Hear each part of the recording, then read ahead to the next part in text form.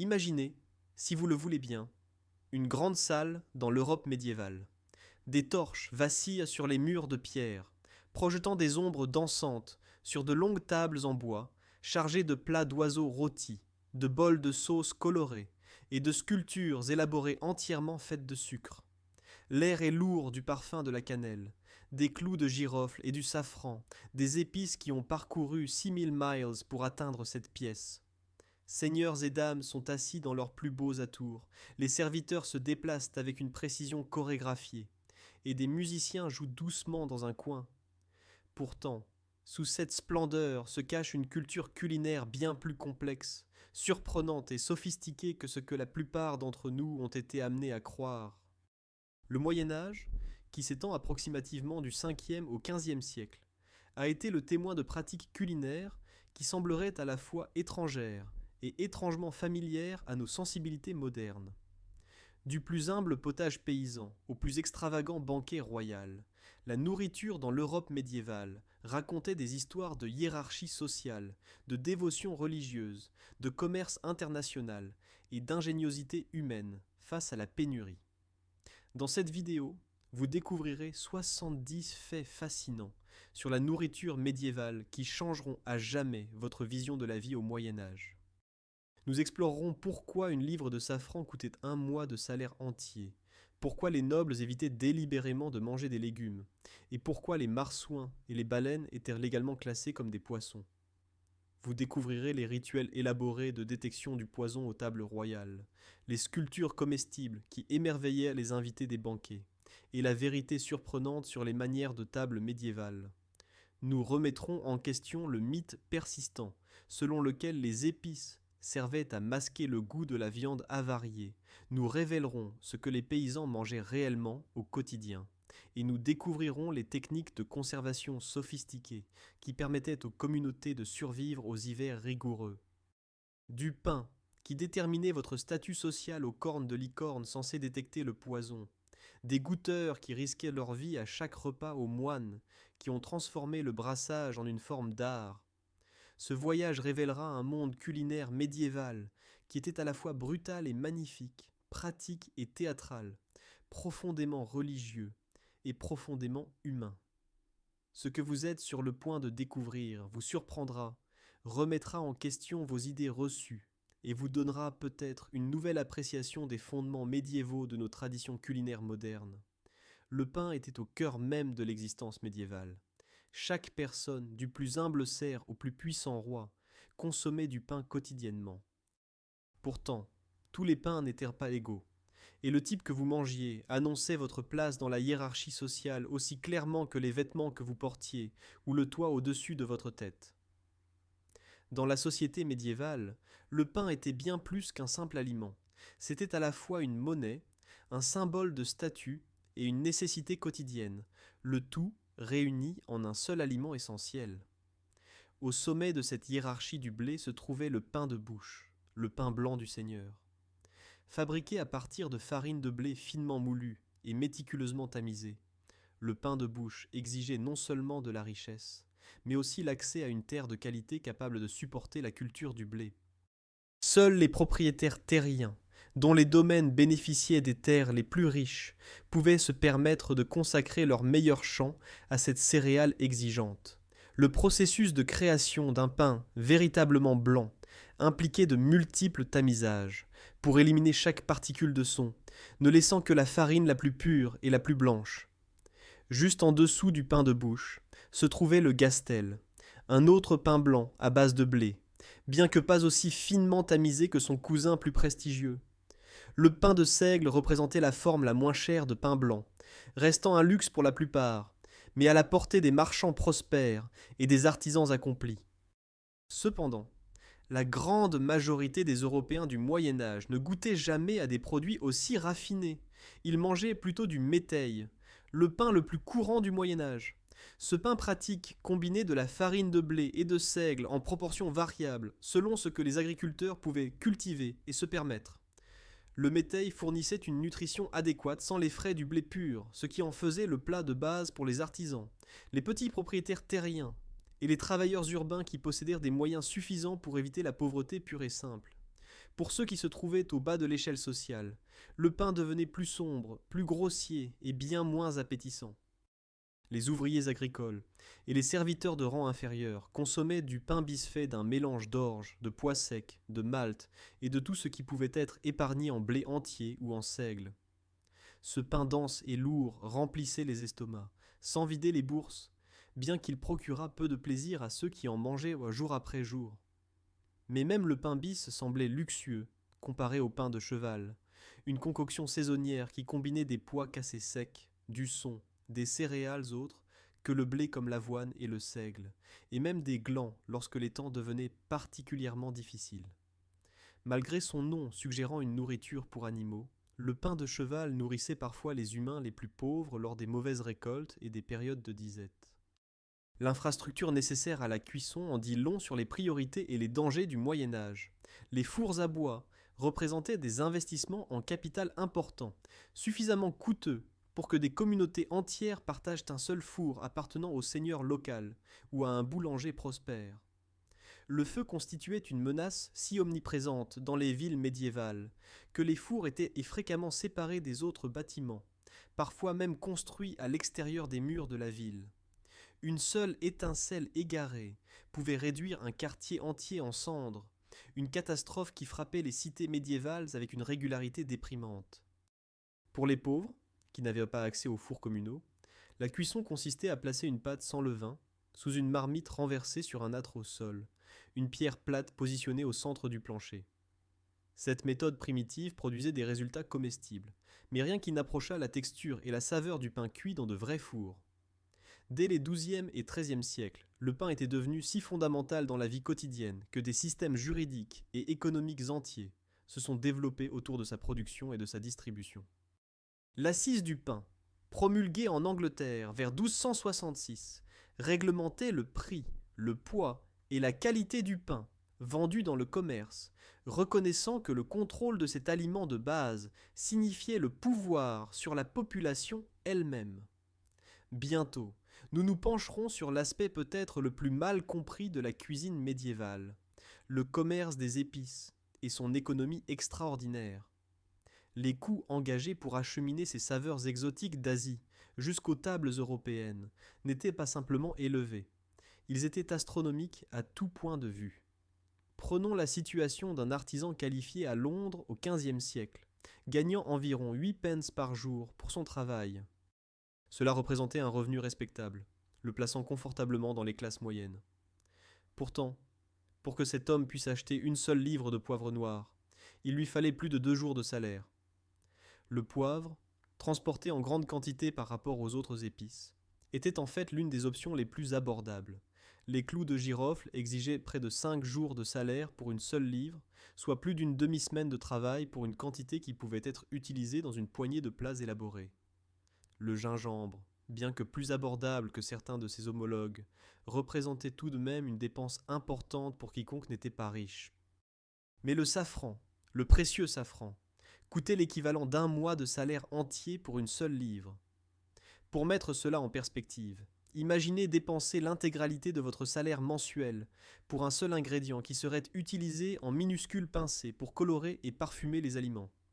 Seuls les extraordinairement riches pouvaient se permettre une telle extravagance, et ils le faisaient précisément parce que la dépense elle-même communiquait leur statut élevé. Ces épices parcouraient plus de 6000 miles depuis leur origine en Inde, en Asie du Sud-Est et au Moyen-Orient pour atteindre les marchés européens. Le voyage à lui seul était périlleux. Les navires marchands naviguaient sur des mers dangereuses, les caravanes traversèrent des déserts et des cols de montagnes hostiles, et des bandits rôdaient sur chaque route. Mais la distance et le danger n'expliquaient qu'une partie de ce coût extraordinaire. De multiples intermédiaires prenaient leurs bénéfices chaque short-piece à chaque étape. Les cultivateurs qui produisaient les plantes à épices, les commerçants locaux qui leur achetaient, les marchands régionaux qui transportèrent les marchandises vers les grandes villes commerciales, les marchands arabes, puis italiens qui contrôlaient la distribution en Méditerranée, et enfin les vendeurs locaux qui vendaient aux consommateurs européens. Chaque point d'échange ajoutait des taxes, des péages, des frais d'assurance et des marges bénéficiaires. Les marchands italiens, en particulier ceux de Venise et de Gênes, ont établi des quasi-monopoles sur certaines routes des épices, leur permettant de manipuler les prix et d'amasser des fortunes qui allaient remodeler la finance et la politique européenne. Les croisades, qui ont débuté à la fin du XIe siècle, avaient ravivé l'intérêt européen pour ces produits de luxe orientaux, tant pour leurs usages culinaires que pour leurs prétendues propriétés médicinales. La richesse générée par le contrôle de ce commerce a contribué à financer les magnifiques palais, les œuvres d'art et l'épanouissement culturel que nous appelons aujourd'hui la Renaissance. Le sucre, obtenu à partir de la canne à sucre cultivée au Moyen-Orient, en Espagne et en Sicile, était classé comme une épice, plutôt que comme une denrée distincte.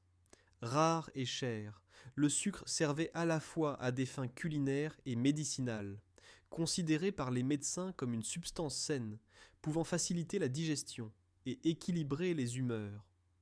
Le miel, bien que beaucoup plus courant que le sucre, était paradoxalement considéré comme trop ordinaire pour les tables des riches, qui préféraient démontrer leur prospérité par l'utilisation d'édulcorants importés. Nous devons ici aborder l'un des mythes les plus persistants et les plus trompeurs sur la cuisine médiévale. L'idée que ces épices coûteuses étaient principalement utilisées pour masquer le goût de la viande avariée. Cette affirmation, répétée dans d'innombrables livres et documentaires, s'effondre au moindre examen. L'économie seule la réfute. Pourquoi un marchand utiliserait-il des substances coûtant bien plus cher que la viande fraîche pour couvrir le goût de produits avariés ? Les épices coûtaient beaucoup plus cher que la viande elle-même, rendant une telle pratique non seulement irréalisable mais financièrement absurde. Les gens du Moyen-Âge n'étaient pas stupides, et bien qu'ils n'aient pas notre compréhension des bactéries et de la sécurité alimentaire, ils reconnaissaient la viande avariée et l'évitaient généralement lorsque c'était possible. Les véritables moteurs de la demande d'épices étaient bien plus intéressants que ne le suggère ce vieux mythe. Avant tout, les épices rehaussaient la saveur et procuraient un réel plaisir gustatif. La cuisine médiévale privilégiait les goûts complexes et superposés, qui combinaient des éléments sucrés et acides, et les épices étaient essentielles pour obtenir ces profils de saveurs sophistiqués. Deuxièmement, la consommation ostentatoire, c'est-à-dire l'étalage public de la richesse par des choix manifestement coûteux, jouait un rôle énorme dans la culture aristocratique. Utiliser du safran annonçait à tous les convives que vous pouviez vous permettre du safran, tout comme servir du gibier proclamait vos privilèges de chasse et votre statut social. Troisièmement, la théorie médicale de l'époque croyait sincèrement que les épices offraient des bienfaits pour la santé, aidant à la digestion, équilibrant les humeurs du corps et traitant diverses affections. On pensait que le gingembre réchauffait l'estomac, que le poivre aidait à la digestion, et que le safran chassait la mélancolie. Que ces croyances fussent correctes importait moins que le fait que les médecins instruits et les nobles y adhéraient sincèrement. Environ les 3/4 des recettes médiévales qui nous sont parvenues contiennent des épices, une proportion qui semble excessive au goût moderne, habitué à un assaisonnement plus subtil. Mais cet usage intensif reflétait à la fois les théories médicales de l'époque et l'impératif social d'afficher sa richesse et son raffinement à travers sa table. Les riches n'utilisaient pas les épices pour masquer la pourriture, ils les utilisaient pour montrer qu'ils en avaient les moyens. Passons maintenant à la question de la consommation de viande au Moyen Âge, un autre domaine où les idées reçues ont obscurci la réalité historique. Contrairement à la croyance répandue selon laquelle les Européens du Moyen Âge mangeaient peu de viande, les preuves issues des fouilles archéologiques, des registres comptables et des chroniques contemporaines révèlent que des quantités substantielles de bœuf, de porc et de mouton étaient consommées, en particulier dans les centres urbains et par ceux qui en avaient les moyens. La Barcelone de la fin du Moyen Âge, par exemple, témoigne d'une consommation de viande remarquablement élevée au sein de sa population. Ce schéma n'était pas propre à une seule ville prospère, mais se retrouvait dans de nombreuses régions où les conditions économiques et les réseaux d'approvisionnement le permettaient. Le porc, le poulet et autres volailles représentaient les viandes les plus courantes, pour ceux qui pouvaient s'offrir régulièrement des protéines animales. Les porcs étaient idéaux pour les ménages paysans, car ils pouvaient être engraissés avec les restes de cuisine et les glands et faines glanés dans les forêts, ne nécessitant qu'un minimum de nourriture dédiée. Les poulets, de même, se nourrissaient en grande partie par eux-mêmes, tout en fournissant à la fois des œufs et, à terme, de la viande. Le bœuf apparaissait moins souvent sur les tables médiévales, non pas en raison de préférences gustatives, mais à cause de l'investissement plus important requis. Le bétail exigeait plus de terre, plus de nourriture et plus de temps pour être élevé que les porcs ou la volaille, faisant du bœuf un luxe qui témoignait d'une véritable richesse. L'agneau et le mouton étaient assez courants dans les régions dotées d'industries lainières établies, où les moutons étaient élevés principalement pour leur toison mais fournissaient inévitablement de la viande. Le veau était consommé lorsqu'il était disponible, et la viande de chèvre apparaissait dans certaines régions, bien qu'elle n'ait jamais atteint la popularité des autres options. Chaque type de viande portait ses propres connotations sociales et était associé à des classes et des occasions particulières. Le gibier, sanglier, lièvre et surtout venaison étaient en grande partie l'apanage des classes supérieures. Les droits de chasse étaient des privilèges jalousement gardés, liés à la propriété foncière et au statut aristocratique. Le braconnage de gibier dans les forêts d'un seigneur pouvait entraîner des châtiments sévères, y compris la mutilation ou la mort. La venaison était particulièrement prestigieuse, apparaissant sur les tables nobles comme preuve à la fois de rang social et de prouesse à la chasse. La volaille sauvage représentait de même la cuisine des classes supérieures, avec les oiseaux de mer, les alouettes et autres oiseaux gibiers, réservés à ceux qui avaient le droit de les chasser. Il est à noter que les oiseaux de proie n'étaient jamais mangés, en partie pour des raisons pratiques, mais aussi parce que ces magnifiques chasseurs étaient précieux pour la fauconnerie. Les lapins occupent une position curieuse dans cette hiérarchie. Délibérément introduites en Angleterre au XIIIe siècle, les colonies de lapins étaient soigneusement protégées et gérées comme une source de nourriture. Ce qui allait devenir plus tard une viande commune a commencé comme un mets semi-exotique, avec des garennes entretenues aussi délibérément que des étangs à poissons. Le rythme saisonnier de la consommation de viande était dicté par la nécessité pratique. Les animaux étaient abattus en automne car nourrir le bétail pendant l'hiver était coûteux et difficile. Cet abattage d'automne signifiait que la viande fraîche était plus abondante à la fin de l'automne, tandis que la viande conservée nourrissait les populations pendant l'hiver. Le salage représentait la méthode de conservation la plus importante. La viande était emballée dans du sel, qui extrayait l'humidité et créait un environnement hostile aux bactéries.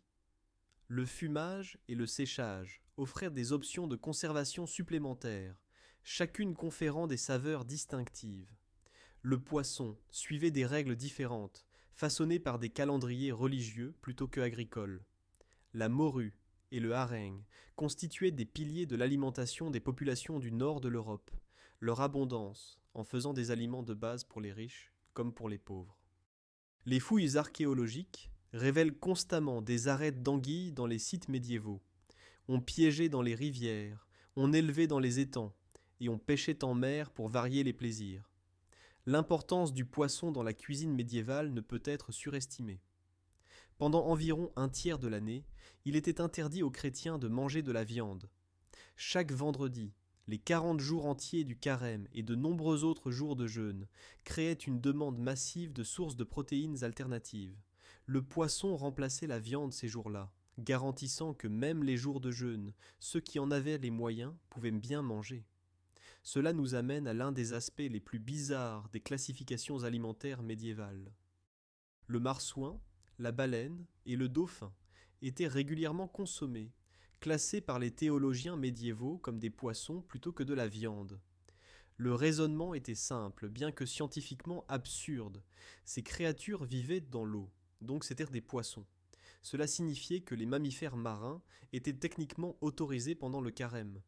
Le marsouin figurait sur les listes de poissons royaux, considérés comme un mets de choix digne des monarques et de la plus haute noblesse. Les livres de cuisine d'époque incluent des recettes de haggis de marsouin et de fromenté de marsouin, une bouillie de blé sucré et épicé.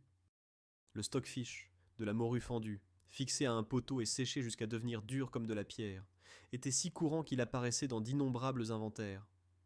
Avant d'être consommé, le stockfish nécessitait un long trempage pour se réhydrater, mais une fois préparé, il fournissait des protéines qui avaient survécu à des mois, voire des années de stockage. Ce qui suit révélera comment les nobles médiévaux ont transformé le repas en pur théâtre. Les plats les plus spectaculaires des grands festins du Moyen Âge étaient conçus non pas principalement pour le goût, mais pour l'impact visuel et l'émerveillement des invités. Les paons étaient rôtis à la broche jusqu'à cuisson complète, puis soigneusement rhabillés de leur propre peau et de leurs plumes pour la présentation. L'effet était remarquable. Un oiseau parfaitement rôti qui semblait vivant, son magnifique plumage intact. Souvent, la queue était déployée en éventail, créant une pièce maîtresse qui dominait la table et l'attention de tous dans la salle. Mais les cuisiniers médiévaux ne s'arrêtèrent pas là. Parfois, le bec du pont était doré à la feuille d'or, ajoutant un métal précieux à une présentation déjà extravagante. Dans les versions les plus spectaculaires de ce plat, la gorge de l'oiseau était remplie de laine imbibée d'alcool. Lorsqu'il était apporté à table, on mettait le feu à cette laine, créant l'effet spectaculaire d'un paon crachant du feu. Imaginez la scène dans une salle assombrie, éclairée principalement par des torches et des bougies, lorsque les serviteurs apportèrent cet oiseau enflammé. Les exclamations d'émerveillement, le symbolisme religieux de la résurrection et de la transformation, l'excès pur et simple de tout cela, c'était la nourriture comme art de la performance, la nourriture comme pouvoir rendu visible. Les cygnes recevaient un traitement similaire, rôtis puis rhabillés de leur propre peau et de leurs plumes pour un impact visuel maximal. L'effort requis pour ces présentations était énorme, exigeant des cuisiniers qualifiés qui comprenaient à la fois la technique culinaire et les exigences dramatiques de l'étalage aristocratique. Le héron, la grue et le courlis apparaissaient également sur les tables nobles, chaque oiseau étant choisi en partie pour sa saveur, mais surtout pour le prestige et la nouveauté qu'il représentait. La classification des mammifères marins, comme poissons, a conduit à des applications culinaires particulières. Le marsouin, comme nous l'avons mentionné, était considéré comme un poisson royal et le favori d'au moins une reine d'Angleterre. Les recettes de plats de marsouin survivent dans les livres de cuisine médiévaux, donnant un aperçu des méthodes de préparation qui combinaient la chair riche et huileuse de la créature avec l'assaisonnement lourd typique de la cuisine médiévale de haut rang.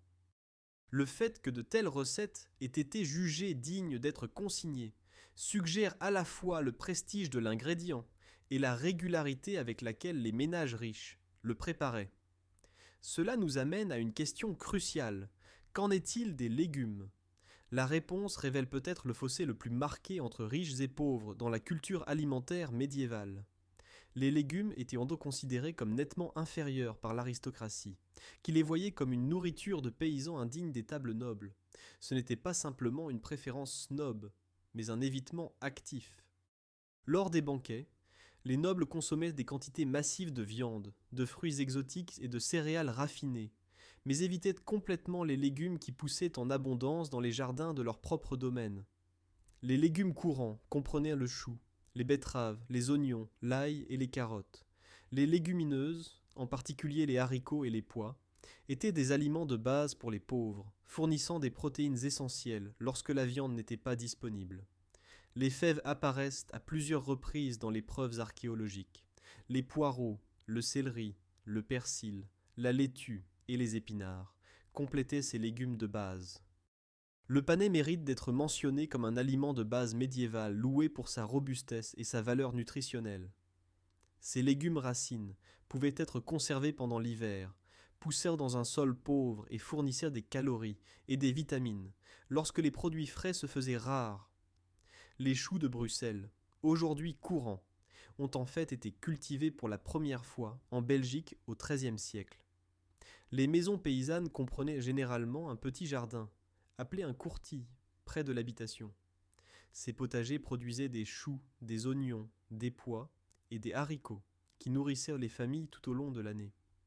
Souvent, un arbre fruitier, pommier, cerisier ou poirier était planté à proximité, fournissant des fruits frais et du cidre fermenté. De nombreux ménages élevaient également 1 ou 2 porcs et une troupe d'oies.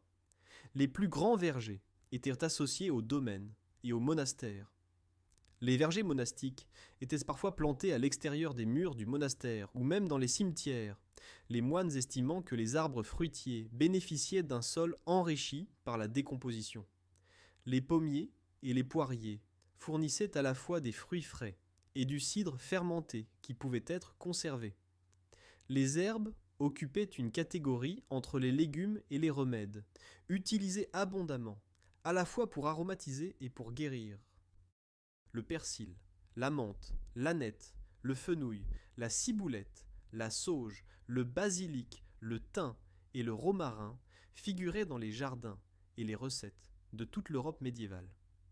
Des plantes moins évidemment culinaires, comme la pâquerette, le pissenlit, l'ortie et l'absinthe, étaient également utilisées régulièrement, appréciées pour leurs propriétés médicinales. La double nature des herbes reflète la compréhension médiévale que l'alimentation et la santé étaient intimement liées. La distinction sociale dans la consommation de légumes signifiait que les légumes étaient cruciaux pour les classes inférieures, tout en étant largement absents des tables aristocratiques. Cela créait la situation paradoxale où les pauvres consommaient ce que nous reconnaîtrions aujourd'hui, comme des régimes plus sains et plus équilibrés, tandis que les riches mangèrent des quantités excessives de viande et de céréales raffinées, qui entraînaient souvent des problèmes de santé. Les produits laitiers suivaient des schémas similaires de hiérarchie sociale. Les régimes aristocratiques ne contenaient généralement pas beaucoup de produits laitiers, qui étaient considérés comme inférieurs par les riches. Le lait, consommé régulièrement par les pauvres et essentiel pour les nourrissons, était quelque chose que les adultes prospères évitaient. Le raisonnement combinait des préoccupations pratiques. Le lait frais se gâtait rapidement, avec un préjugé social qui considérait le lait comme approprié uniquement pour les enfants et les paysans. Le fromage et le beurre se sont développés principalement comme des moyens de préserver la valeur nutritionnelle du lait. De nombreuses personnes pauvres mangèrent régulièrement du fromage, appréciant sa capacité à se conserver plus longtemps que le lait frais et sa nutrition concentrée pour les tâches laborieuses. Le concept de pauvre fromage de champion apparaît dans les sources d'époque, décrit comme un peu gras, modérément salé et d'âge moyen.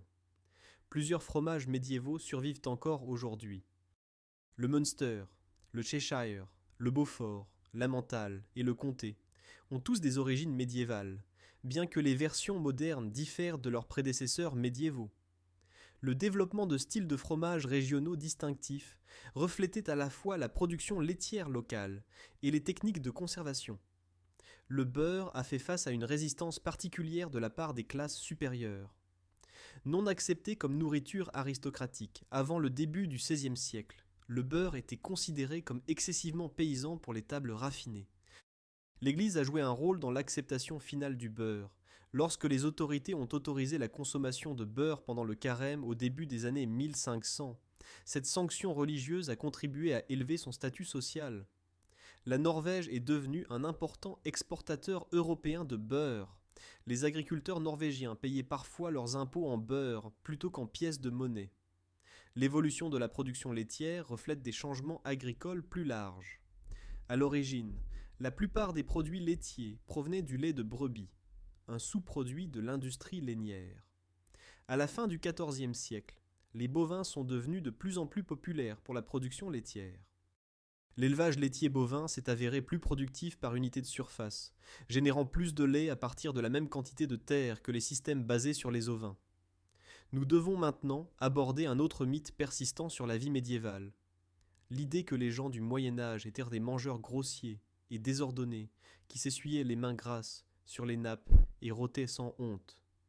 Ce stéréotype hollywoodien n'a pratiquement aucune ressemblance avec la réalité historique.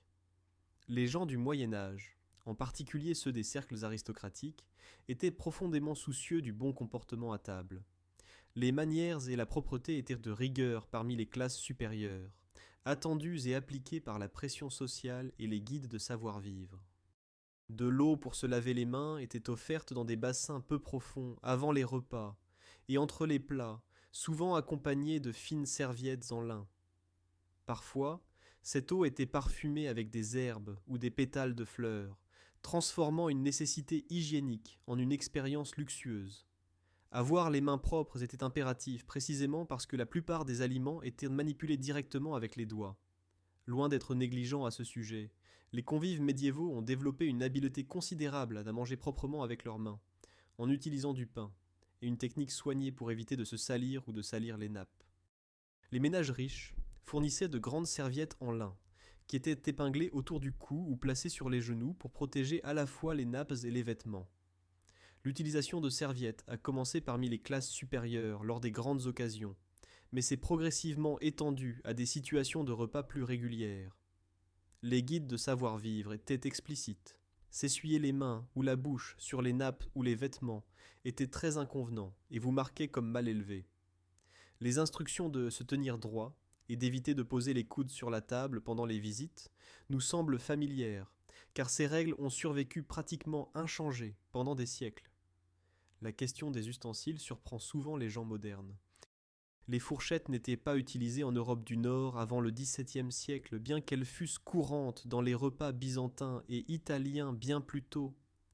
Les Européens du Moyen Âge utilisèrent des fourchettes pour la préparation en cuisine, mais pas à table.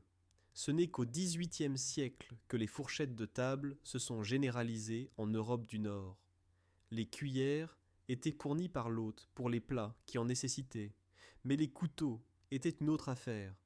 Les convives apportaient leurs propres couteaux, qui servaient à la fois d'outils pour manger et d'armes.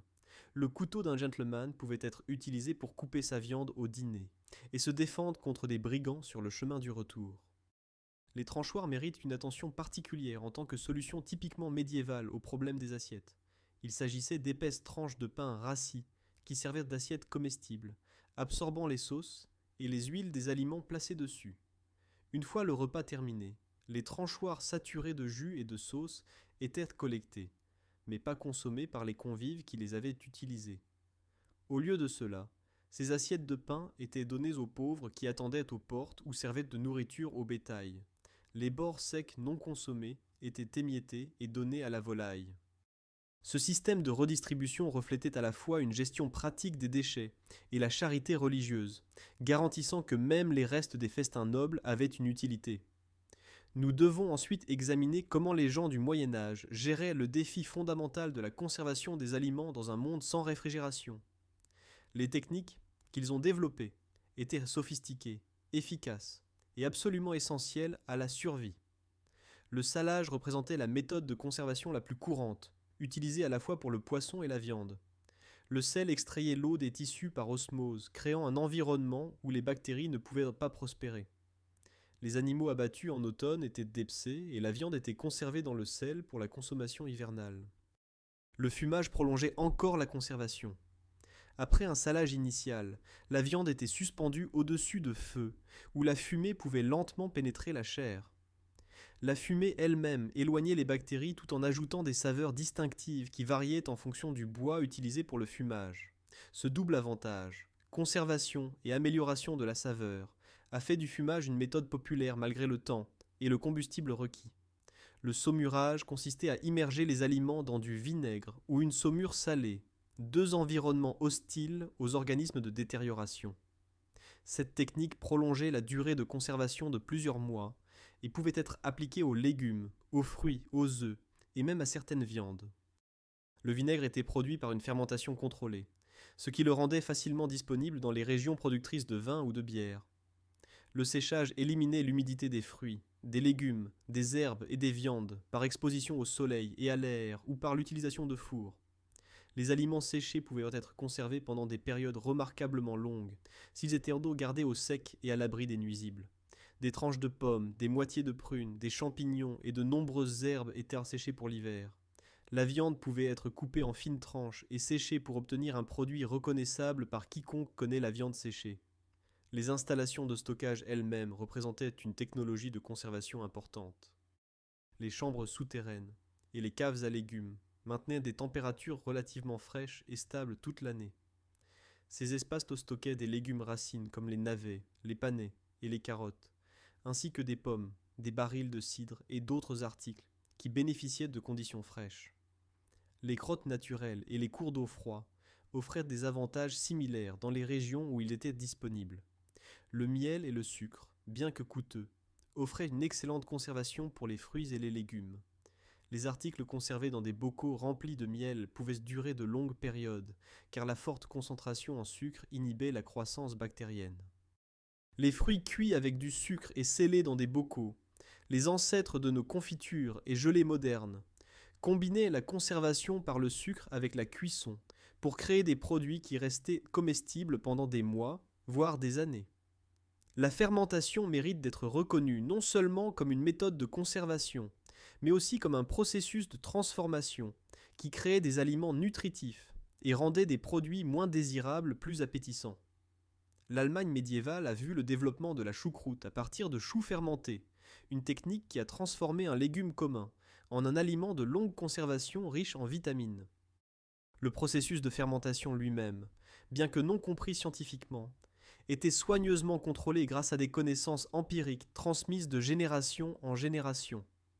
Après avoir exploré la subsistance quotidienne et la conservation, nous pouvons maintenant nous tourner vers le monde extraordinaire des festins et des banquets médiévaux. Ces événements n'étaient pas de simples repas, c'étaient des démonstrations soigneusement orchestrées de richesse, de pouvoir et de sophistication culturelle. Un exemple extrême illustre l'ampleur que ces événements pouvaient atteindre. Lors de l'installation de George Neville comme archevêque d'York en 1465, le festin de plusieurs jours a servi environ 2500 invités par jour, consommant des quantités stupéfiantes de nourriture, dont 4000 pigeons, 204 grues, 104 paons, 400 cygnes et 12 marsouins et phoques. Il ne s'agissait pas simplement de nourrir les gens, mais de démontrer une richesse et un pouvoir extraordinaires par un excès spectaculaire.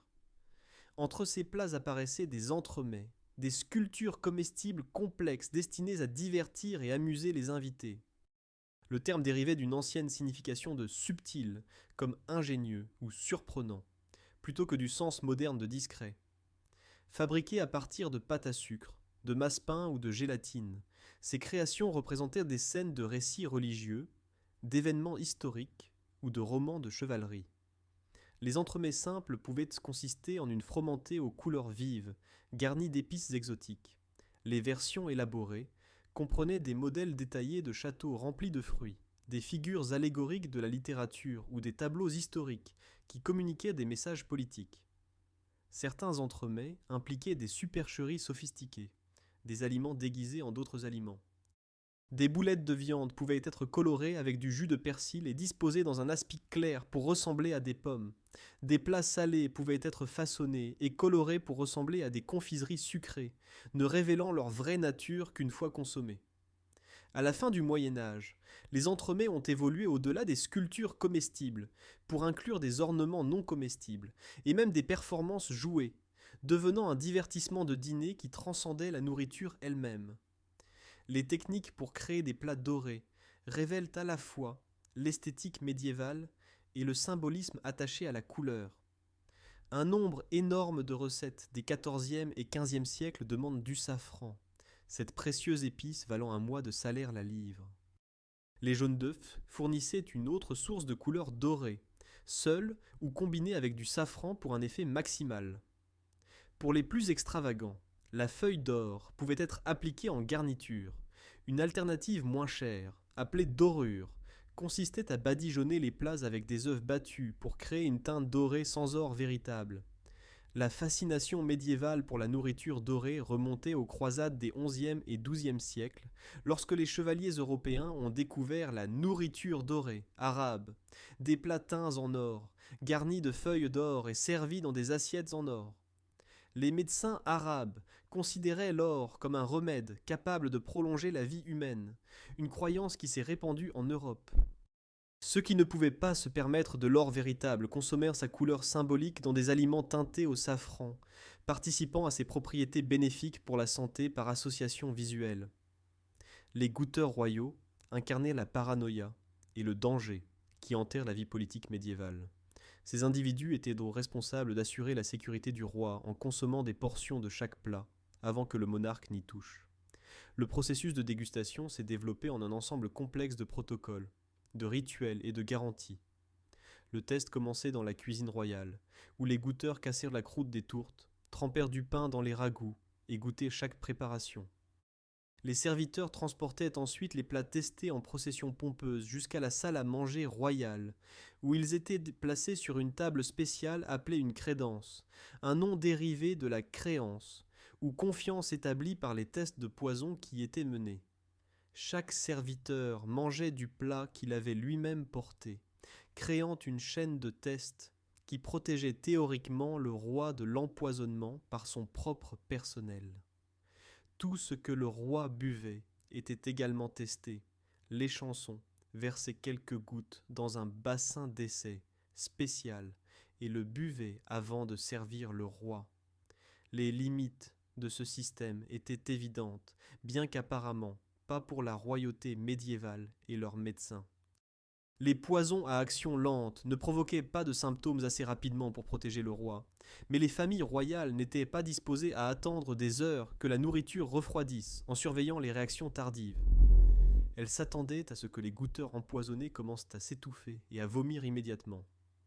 Des mesures de sécurité supplémentaires comprenaient des serviteurs embrassant et léchant les assiettes, les tasses et l'argenterie comme une forme de détection de poison. Plus célèbre encore, les cornes de licorne, en réalité des défenses de narval obtenues à grands frais auprès des commerçants du Nord, étaient appréciées pour leur supposée capacité à rendre le poison inoffensif au contact. Ces cornes étaient agitées au-dessus des tables de banquet et plongées dans la nourriture et les boissons, offrant une réassurance théâtrale, sinon une protection réelle. Les restrictions religieuses ont façonné les habitudes alimentaires médiévales aussi profondément que les saisons agricoles ou la hiérarchie sociale. La consommation de viande était interdite pendant un bon tiers de l'année pour la plupart des chrétiens. De plus, tous les produits d'origine animale, y compris les œufs et les produits laitiers, étaient généralement interdits pendant le carême et les grands jeûnes. Le calcul montre que 93 jours par an comportait une forme d'exigence d'abstinence, bien que les dimanches fussent toujours des jours de fête où le jeûne n'était pas requis. Les règles du carême à l'époque médiévale étaient considérablement plus strictes que la pratique moderne. Les règlements originaux interdisaient la viande, y compris la volaille, ainsi que les graisses animales, le lait et les œufs du mercredi des cendres à Pâques, à l'exception des dimanches. Jusqu'au 8e siècle, les chrétiens devaient ne rien manger jusqu'au coucher du soleil pendant le carême. Vers le 10e siècle, cela a été assoupli pour permettre un repas à midi. Au 15e siècle, un petit repas ou une collation supplémentaire, appelée collation, était autorisé le soir. Les restrictions médiévales antérieures, en particulier celles décrites par Grégoire le Grand, étaient encore plus sévères. Un seul repas par jour le soir après le coucher du soleil était autorisé, pendant lequel on devait s'abstenir de toute viande, des laitages tels que le lait, le beurre et le fromage, des œufs, du vin et de l'huile. Le poisson et les fruits de mer étaient généralement autorisés, sur la base du raisonnement théologique, selon lequel Dieu a maudit la terre et le sol, il n'a pas maudit l'eau. Donc, les créatures aquatiques n'appartenaient pas à la catégorie interdite de la viande. À partir du XIIIe siècle, une interprétation plus légaliste de ces règles a émergé, en particulier parmi la noblesse. Les convives riches prenaient soin de ne pas consommer de viande les jours de jeûne, mais ils n'avaient aucune intention de souffrir ou de paraître appauvris. Le poisson remplaçait la viande, souvent préparé en imitation de jambon et de lardons qui imitèrent l'apparence et certaines des saveurs des aliments interdits. Le lait d'amande, une alternative non laitière coûteuse, remplaçait le lait animal dans les sauces et les plats, où les propriétés de cuisson du lait étaient essentielles. Le travail et le coût de production du lait d'amande signifiaient que seuls les riches pouvaient se permettre cette solution de contournement, créant encore un autre fossé culinaire entre riches et pauvres. La classification des mammifères marins, comme poissons, permettait aux nobles de consommer du marsouin, de la baleine et du dauphin pendant le carême. Bien que cela puisse sembler être une argutie théologique, cela reflétait un raisonnement médiéval authentique sur les catégories. Si Dieu n'avait maudit que la terre, alors les créatures de la mer devaient être fondamentalement différentes des animaux terrestres, indépendamment de leur sang chaud ou de leur façon de respirer. Le Form of Curie est le plus vaste recueil de recettes anglaises médiévales du XIVe siècle, compilé vers 1390 par les maîtres cuisiniers du roi Richard II. Ce manuscrit contient 196 recettes et représente le plus ancien livre de cuisine écrit en langue anglaise. Son nom dérive du vieux français, où curry signifiait cuisine. La version qui nous est parvenue se présente sous la forme d'un rouleau, avec une note en en-tête citant spécifiquement le travail des principaux maîtres cuisiniers du roi Richard II, écrit avec l'approbation et le consentement des maîtres de médecine et de philosophie, à la cour. Ce détail sur l'approbation médicale et philosophique mérite attention. Il reflète la compréhension médiévale que la cuisine n'était pas simplement un artisanat, mais une science intimement liée à la santé. La théorie des 4 humeurs signifiait qu'une préparation alimentaire appropriée pouvait prévenir les maladies et maintenir l'équilibre dans le corps. Le fait que des médecins savants approuvent un livre de cuisine royale, l'élever au-delà d'un simple recueil de recettes pour en faire un manuel de restauration saine, le Form of Cury, contient la première mention, connue, dans un livre de cuisine anglais de clous de girofle, d'huile d'olive, de massis et de courge. Il comprend des recettes pour de nombreuses viandes d'animaux, qui semblent exotiques aux lecteurs modernes. Baleines, grues, courlis, hérons, phoques et marsouins y figurent tous. Fait le plus notable pour l'histoire culinaire, le Form of Cury contient des macarons, la plus ancienne recette de macaroni au fromage. Cette version médiévale demandait des pâtes fraîches, coupées à la main, prises en sandwich entre du beurre fondu et du fromage, l'ancêtre reconnaissable d'un plat aujourd'hui considéré comme la quintessence du plat réconfortant américain.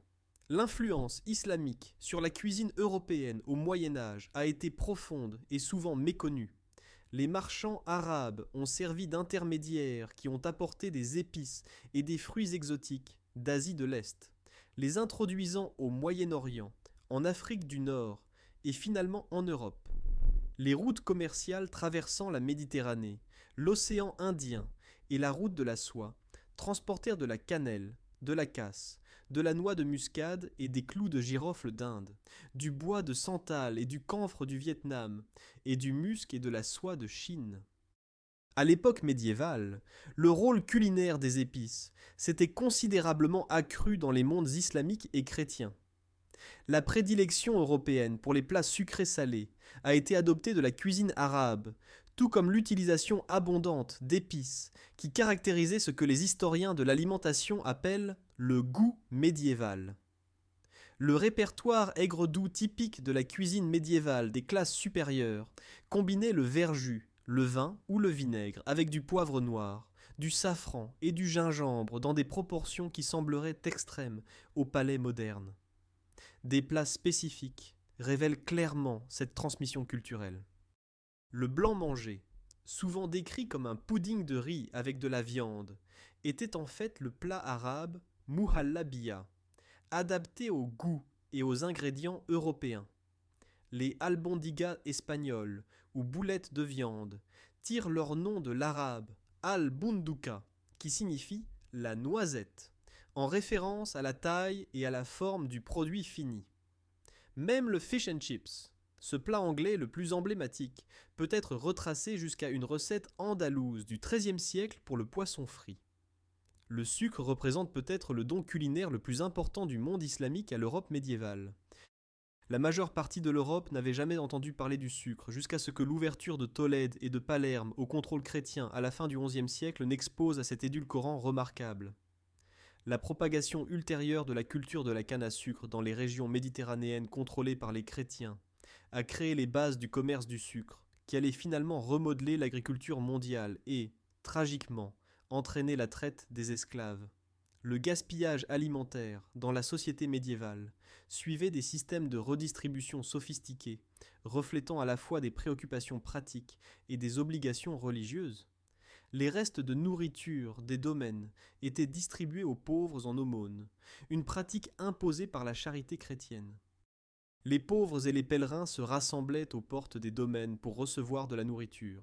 Plus tard, la nourriture était livrée aux hospices et aux églises pour ceux qui ne pouvaient pas se nourrir eux-mêmes.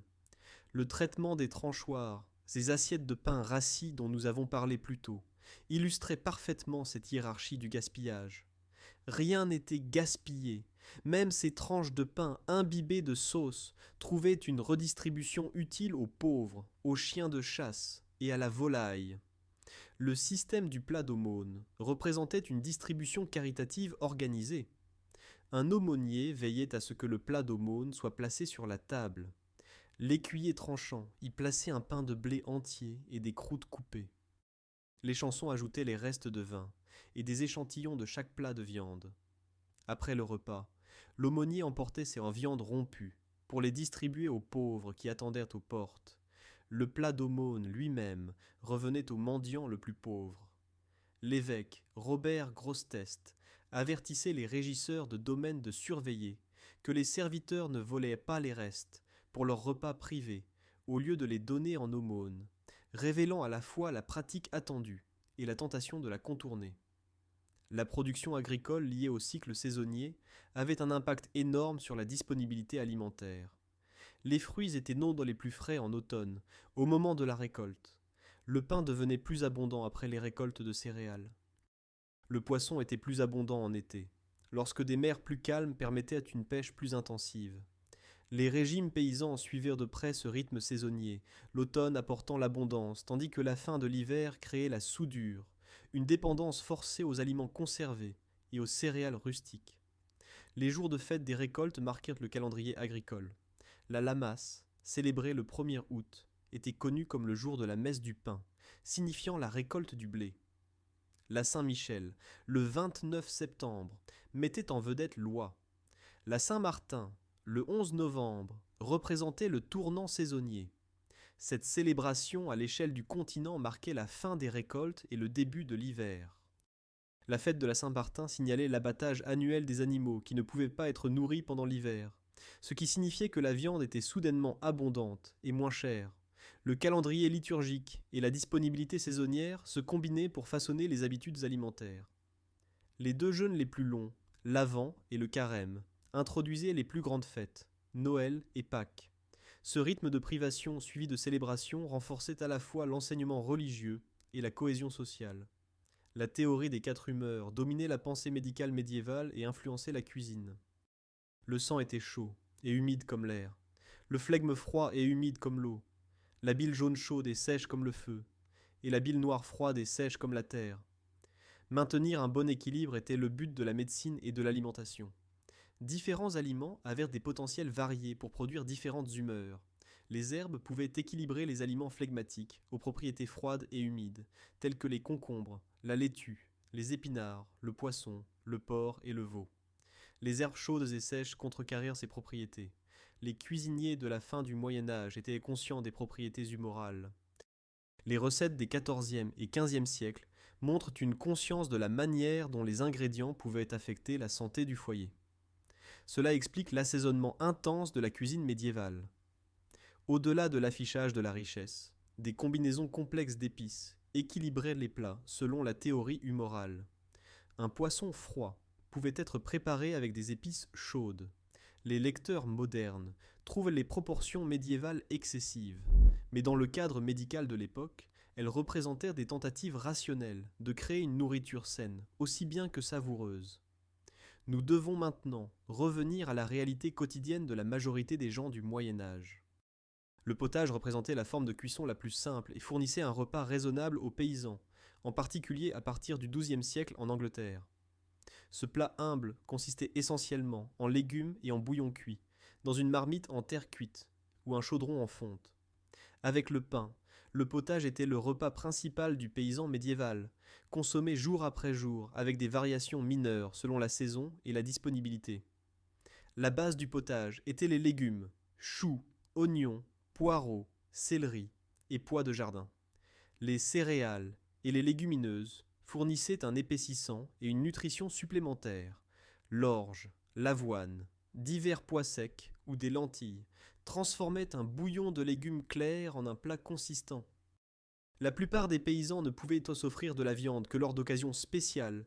Le potage restait donc sans viande la plupart du temps. Les herbes ajoutaient une saveur cruciale. Le persil, la sauge, le thym et le romarin transformaient des légumes bouillis fades en quelque chose de presque appétissant. Les assaisonnements se limitaient à ce que l'on pouvait se permettre ou cultiver, du sel, du poivre si disponible, et de la moutarde. Ajouter de la viande au potage était un signe de richesse relative, un marqueur des jours de fête ou des récoltes réussies. Avec le pain, le potage nourrissait les populations paysannes tout au long de l'année agricole. Le fromage complétait le repas, lorsque les familles pouvaient se le permettre. À l'époque Tudor, au XVe et XVIe siècle, le régime de nombreux paysans anglais se composait presque uniquement de potages et de légumes cultivés par eux-mêmes, une réalité monotone bien éloignée des festins spectaculaires qui se déroulaient dans les salles nobles. L'infrastructure physique de la cuisine en dit long sur la vie médiévale. Les chaudrons en bronze et en cuivre étaient prisés pour leur conduction de la chaleur, tandis que le fer servait pour les broches et les grilles. Les cuillères et les louches en bois offraient une isolation contre la chaleur, et les pots en argile étaient accessibles même aux pauvres. La marmite ou le chaudron était l'élément de base de la cuisine médiévale, en fonte ou en cuivre, conçu pour une chaleur directe et les longs temps de cuisson que nécessitaient pour lier les potages et les ragoûts. L'âtre était le centre incontesté de la cuisine médiévale. Des trépieds fournissaient des bases stables pour les chaudrons au-dessus du feu, tandis que des crochets sur des chaînes réglables permettaient aux cuisiniers de réguler la chaleur en levant ou en abaissant les récipients. Le feu était à la fois une nécessité et un danger important. La plupart des bâtiments étaient en torchis et à colombage avec des toits de chaume, des matériaux qui brûlaient rapidement une fois enflammés. Les cuisines étaient parfois construites comme des structures séparées, car elles représentaient des risques d'incendie courants. Les ménages plus riches construisaient des cuisines comme des bâtiments ou des ailes séparées des résidences principales par des arcades couvertes. Cet arrangement éloignait la fumée et les odeurs des invités tout en diminuant le risque d'incendie. Les autorités médiévales n'étaient pas aveugles aux préoccupations de sécurité alimentaire. Les fonctionnaires locaux inspectaient les marchés et pénalisaient les vendeurs de viande avariée ou de produits frelatés. Dans le Paris du XIIIe siècle, les bouchers s'exposaient à des amendes ou à l'expulsion pour la vente de produits avariés. À peu près à la même période, une guilde d'inspecteurs alimentaires, appelée les garbeleurs, s'est formée pour surveiller la qualité des aliments. Les denrées de base médiévales soumises aux lois alimentaires comprenaient le pain, le beurre, le fromage, la viande, le poisson, le vin et la bière. Avant l'émergence de la théorie des germes au XIXe siècle, les communautés se fiaient à des connaissances empiriques. Le salage, le fumage et le séchage étaient largement utilisés car l'expérience montrait qu'ils fonctionnaient. Le sel extrayait l'humidité des viandes et des poissons, créant un environnement inhospitalier pour les bactéries, bien que les gens du Moyen Âge le comprenaient de manière pratique plutôt que scientifique.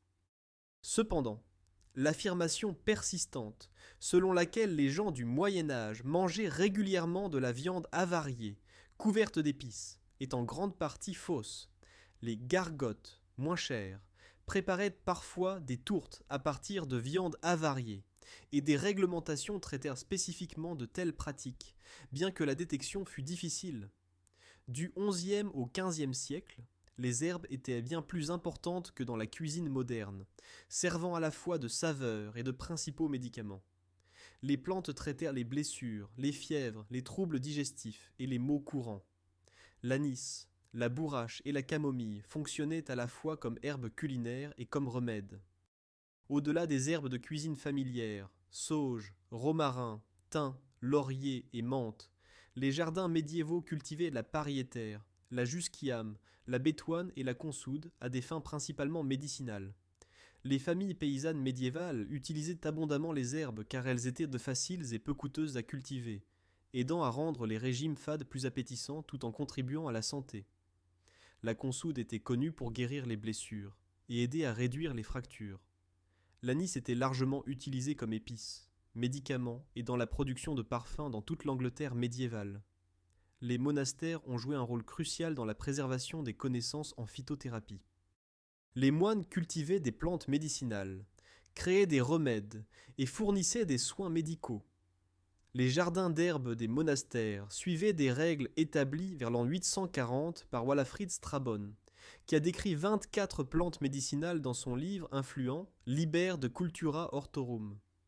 En regardant en arrière à travers les siècles la culture culinaire médiévale, nous découvrons un monde à la fois étranger et familier, rude mais sophistiqué. Les 70 faits que nous avons explorés révèlent des schémas qui ont défini la vie médiévale, des hiérarchies sociales rendues visibles par le pain et les épices, des rythmes religieux façonnant les calendriers alimentaires, des cycles saisonniers dictant les stratégies de conservation, et l'ingéniosité humaine transformant des ingrédients limités en spectacles élaborés.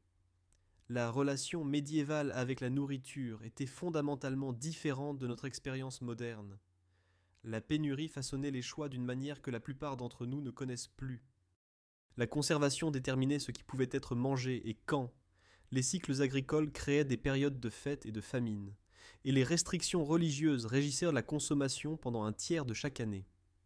Pourtant, à l'intérieur de ces contraintes, les gens du Moyen Âge ont développé des traditions culinaires sophistiquées.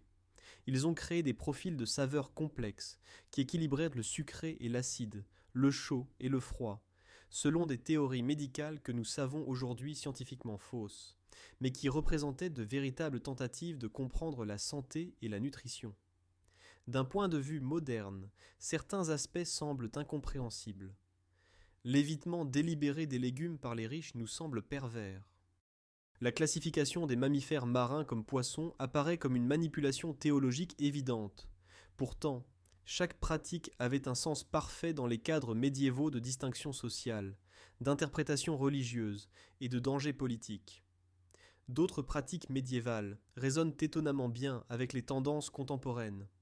Le mouvement de la ferme à la table fait écho à la dépendance médiévale aux ingrédients locaux et saisonniers. La renaissance des techniques de conservation comme la fermentation et le saumurage nous reconnectent avec des méthodes que nos ancêtres reconnaîtraient.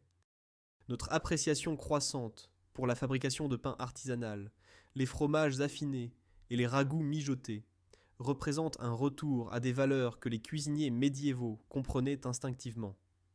L'ingéniosité dont faisaient de preuve les systèmes alimentaires médiévaux offre de véritables leçons. Rien n'était gaspillé. Les tranchoirs nourrissaient les pauvres et le bétail, les restes de viande devenaient des aumônes. Même les croûtes de pain sec allaient à la volaille. Les techniques de conservation adaptées aux matériaux disponibles ont créé des traditions régionales distinctives qui survivent aujourd'hui. L'intégration de la production alimentaire dans la vie quotidienne a créé une résilience qui manque parfois à nos systèmes alimentaires modernes.